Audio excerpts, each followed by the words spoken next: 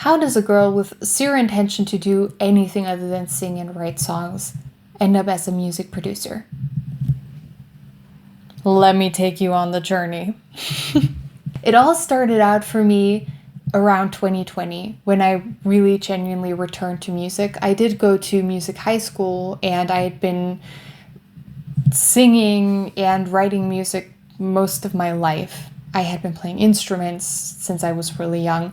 Music had always been a big part of my life. Then came the pandemic.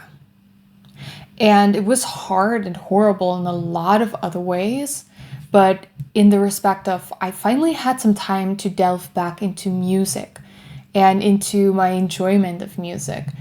And the more I did that, the more I realized I want to make my own music. I want to put my music out there somewhere. So I started searching for ways to do that. Originally, I was like, I don't know. I'm just me, you know? I do understand music theory pretty decently. Or I did back then, now I understand it really well. I have a master's degree in music. So I had a basic understanding of all of that. I knew how to play basic piano, and I knew how to play the guitar. And obviously I could sing and write lyrics. But I didn't really know where to go from there. Like, I wasn't sure, producing music was such a foreign, huge concept that I couldn't really grasp. The first proper station in my producing journey was meeting BTS. That happened in 2021. And I had already started my master's degree in music at this point. I was about to start my second year of that. It's a 2-year program. I, through one of my tutoring students, met BTS, was introduced to BTS. I got curious. I dove into the whole topic, the whole BTS Army world. And I found out that BTS's rap line actually does co-produce quite a few of their songs. And especially Yoongi has often talked about this and about how he started started helping with producing when he was like 13 years old, learning how to utilize MIDI keyboards and stuff like that. And I was like, okay, if this rando little guy, because at 13 he was a rando little guy, he was not the Min Yoongi yet. He was on his way there. If this random little guy can figure out how to produce and make some bangers down the line with practice, why should I be completely incapable of learning how to produce?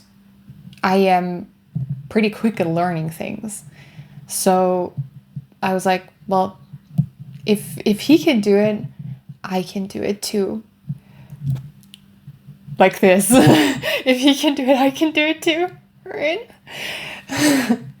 So that's how I ended up deciding, okay, so I'm gonna order a MIDI controller so I can kind of play the instruments into the program that came with the MIDI controller. The program that I used, which came with the MIDI controller, is not a popular one at all. It's called MPC Beats, I think, or something along those lines. So it's not like a popular production software at all. But this is how I learned the very basics. And it did have some good things in there. And it, essentially, in the end, producing softwares or producing software basics all work the same or very, very similar. Most things work very, very similarly. So if you then transition to another one, it's not that big of a difference. The MIDI keyboard arrived. I remember this is what it was like early 2022.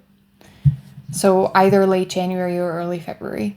And I was like, oh, every day I was like, oh, should I try it? Should I give it a try? I'm so scared. And it was literally I just had to unpack it, plug it in, download the software, and get started. It was totally doable. That was not a hard thing to do. I was still pushing it off and pushing it off. At some point I was like, okay, I am going to do it today. I'm going to sit down and just take the first step. Just download everything. Just figure out how to connect everything. So I did.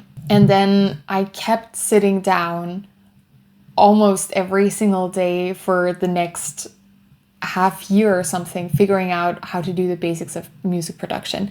I had nobody who who could help me with it. I didn't have anybody that I knew that had ever done any music production. I had to figure it out on my own. And since this is not a common software, this is an issue, and this was an issue. Since it's not a common software, if I had a problem, I had to figure it out on my own. And I think that cost me a good bit of time too.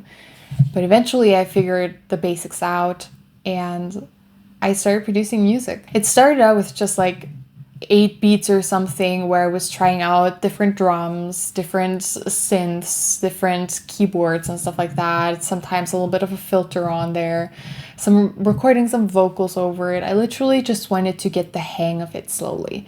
It did take me a bit of time. The thing is, I had played drums for like a year when I was a teenager, so I knew the basics of drums too, but in the end, programming drums is still different digitally than it is to actually take up the sticks and play. And I was never like an advanced player or anything like that. You have to learn to understand different elements of music and of popular music very well in order to make good songs. So for example, for me, that was definitely the drums, and that's still something that I'm working on. Like drums is still not my strong suit. And another part was the bass. I feel like I'm starting to figure that out a little bit, but my bass lines are definitely nothing special yet, even after 3 years of producing. Yeah, I was producing, and it started out with just a few bars. Eventually, I started producing my first ever song, which is Eternally Dreamer. You can still find the YouTube video, because originally what I was doing is I would produce one song each month and then film a music video for it, like just me singing along on YouTube. And that is how I released like my first dozen-ish tracks. All the tracks that are on Dreamer, my first ever album, were originally released like this on YouTube previously. I did that for a really long time. I actually ended up choosing 2 of the songs that I really liked out of the 12 that I was making. At this point, we didn't have all 12 yet. And I decided I wanted to turn 2 of them into actual singles, because at this point the idea had formed that I would start making albums and EPs. My original thought was, and this turned out to become true, it would be a trilogy. It would start with Dreamer, it would continue with Fighter, and then it would end with Lover, because I feel like these 3 things are something that they interact so well with each other. So yes, I did plan ahead, and I'm so happy that now I can actually say this, because if I'd said this before, I feel like I might have jinxed it. It was always planned for this to be a trilogy. I chose the singles, Purple and Universe of Dreams, and I worked on them a little more, and I put them out on Spotify. Now, figuring all of this out, again, at this point, I didn't have anybody else yet, really, who wasn't in any shape or form in the music industry. Eventually, I was like, well, maybe I need somebody to help me reach the next level in my music production journey. And I really needed somebody to help me with that. There's only so many YouTube videos you can watch that will help you if you can't figure out how to get from beginner to intermediate. And this is where I was stuck. And this is, I feel like, where I'm often stuck in any skill level, and where I often need help, like with language learning. That's the case too, for example. So what I did was I signed up for a 1-year-long production course with MPW, Music Production for Women. Love them, can totally recommend them. If you want to learn how to produce music and you're a woman or a non-binary person, go for it. They're so good. It is fairly expensive, I will say that right away, but I did have a little bit of money on the side that I was able to use for this. I spent a year learning how to get better at producing music there. We had fantastic teachers, and I got such amazing feedback that helped me grow so much, and it felt safe. That is a very important point as a woman in the music industry. So many women in the music industry, me included, have made pretty bad experiences with a lot of different men in the music industry. Being surrounded by women, and almost all of the teachers are women too, because there are different modules. Not all of them are music production, but a lot of them are. So it always felt really safe on top of just learning so much. And I really started seeing improvements, or rather hearing improvements, over the next few months, especially I would say like until the summer, autumn of 2022. So the first half year of the course, I started seeing so many improvements.